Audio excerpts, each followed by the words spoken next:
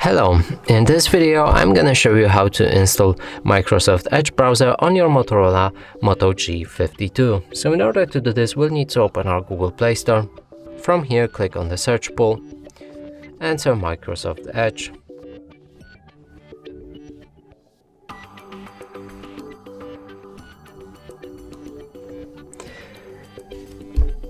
Click on this app and install it.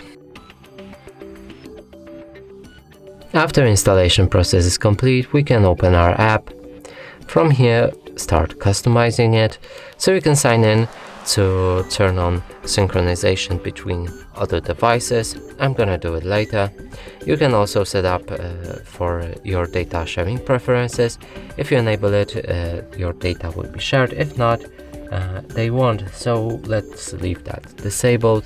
And here you can set the Microsoft Edge as your default browser, so click on the set default, click Edge and then set as default. You can also skip that step as well. Now we can move to any website, and as you can see, it works properly. And that's it for this video. Hope you like it. Please consider subscribing to our channel, leave a like and a comment below.